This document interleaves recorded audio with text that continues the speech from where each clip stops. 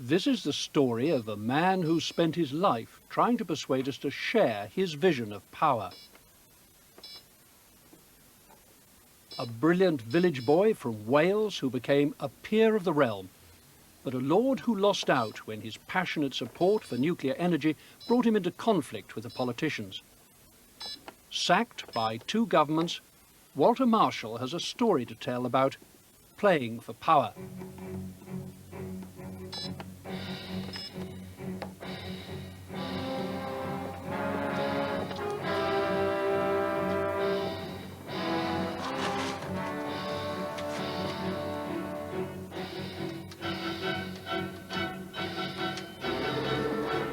It's 40 years since Walter Marshall first stepped into the mysterious world of nuclear science.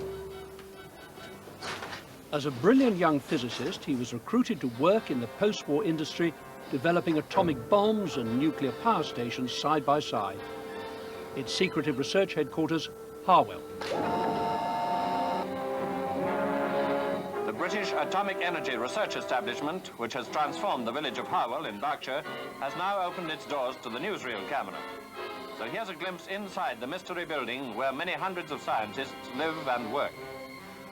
It was the place to be in England. The government was pumping money into it because they wanted a weapons program. Anything nuclear, they thought was magical. We were the kind of boffins that were plonked down in the middle of the Berkshire countryside, and all the local people thought we were wonderful. They thought we were saving the world. We could do no wrong. The giant tanker Torrey Canyon, aground off Land's End. On the Seven Stones Reef, she lies like some stranded ocean monster shedding her lifeblood. The oil drifts from her torn hull. 1967 and a national emergency. The oil spilling from the shipwrecked Torrey Canyon threatened Britain's beaches. Promising action, Prime Minister Harold Wilson turned to Harwell for help. I got into the office the next day. There on the desk was a telegram from Solly Zuckerman. He was then the chief scientist in the Prime Minister's office. And he said, "Yesterday, the Prime Minister assured the House that the entire resources of the United Kingdom were devoted to fight the dreaded oil menace. For God's sake, think of something." So we got 5 barrels of crude oil, nasty crude oil. And we brought it here to this effluent tank. The tank was full at that time. The water was slightly radioactive, but that didn't matter. And we poured in the oil, and so the whole surface was covered with oil. We went to a local farmer and demolished his hayrick, brought the hay back, and spread it on the water. We went down to the local hardware store and bought some chicken wire. We used the chicken wire to gather up all the straw with all the oil sticking to it. And I remember we pulled it out with the pitchforks, and of course it all burned. And so in fact we had done something with chicken wire and straw, and we had shown how to clean oil off water. Transported by military plane to the scene of the disaster, Marshall and his men prepared to put their high-tech Harwell solution into practice with a squad of soldiers and a lorry load of straw. Then I was finally trapped by the television. They said, "Now, we know why you're here, but we'd be grateful if you'd confirm it. We understand the Prime Minister has ordered you to put an atom bomb in the wreck and blow all the oil up into the upper atmosphere. And you've got the bomb in that lorry over there, covered up by straw and with a platoon of the Warwickshire Fusiliers defending it." I said, "Well, if that's what you believe, I can't dissuade you, but I'm going for dinner. The Warwickshire Fusiliers are going to have their dinner. We're going to park the lorry in the square. And if you would like to search under the straw, and if you find the bomb, you can keep it. Dr. Marshall made rapid progress down Harwell's corridors. Soon he was director, but now he became a player in the political power game too.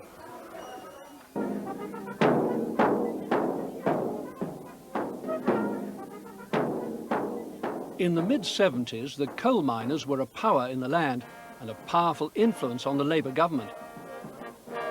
When Tony Benn was appointed Energy Secretary, Marshall became his chief scientific advisor. North Sea oil was coming ashore, so there were hard choices to be made about nuclear energy and what sort of nuclear power stations to build, if any. In Whitehall, the nuclear enthusiast Walter Marshall soon fell out with his new boss. Oh, it was terrible. I mean, I was seconded to the job and had no real choice in the matter.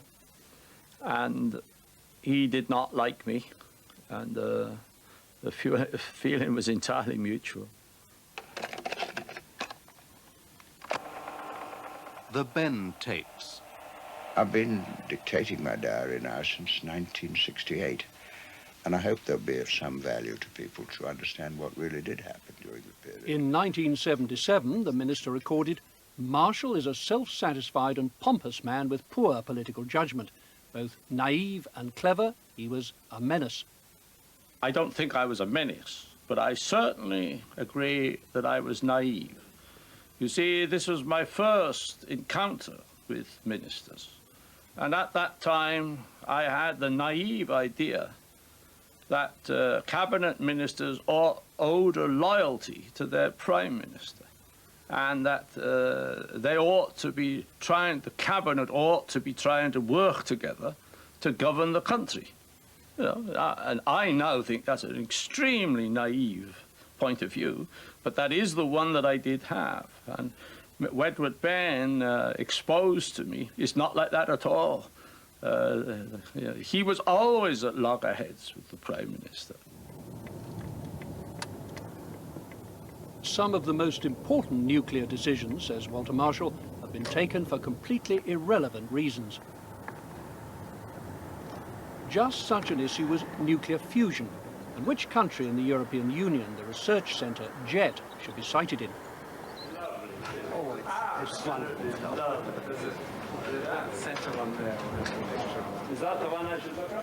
Marshall once worked on nuclear fusion himself. It offers hope of a safer, cleaner nuclear power, but not for decades yet.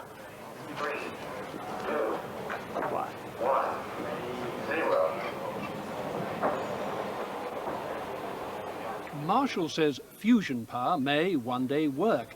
He doesn't, however, believe it will ever make more money than we'll have to invest in it. It will never be economic.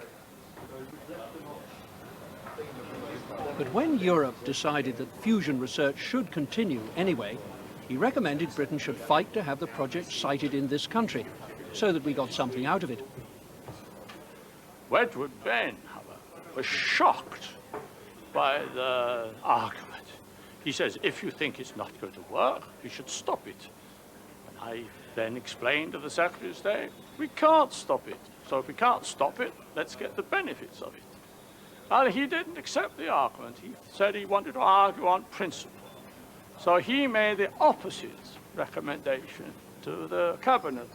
And he recommended to Jim Callaghan that we should not go for this project. But of course, Jim Callaghan hated Wedgwood Benn.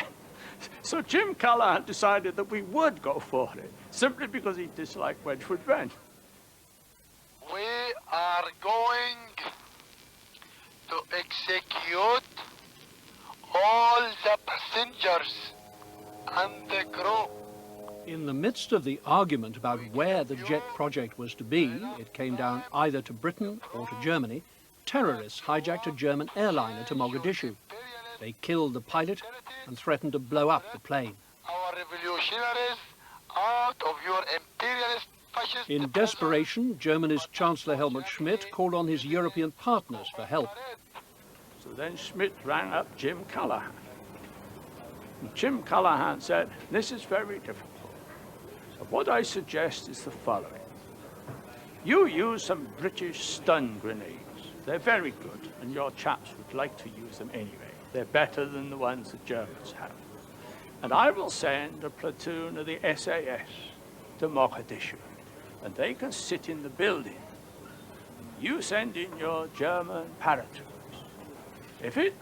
If the exercise is a success, you'll rescue the tourists, and then you can say it was a German success story, and I'll never mention the SAS were there at all. The plane was stormed, the passengers rescued, German special forces returned as heroes. Wonderful triumph for Chancellor Schmidt. He was applauded all over Germany because of his brilliant statesmanship and the way he solved this big crisis. Wonderful morning. And you must be feeling very, very pleased. I am. Very tired, very pleased. Said, Jim, thank you very, very much. You made it all possible. What can I do in return? Jim Culham said, you can give me jet. Schmidt said, right. I agreed. We'll give it to you tomorrow.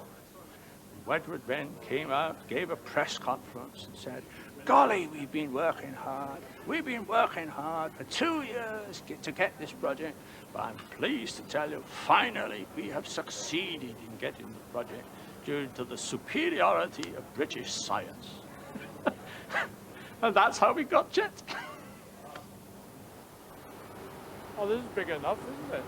Yes, this Not is bigger than when I was in fusion. How did we get in? Fusion power was way in the future, but Walter Marshall was soon caught up in the row about the type of nuclear reactor we should be building now.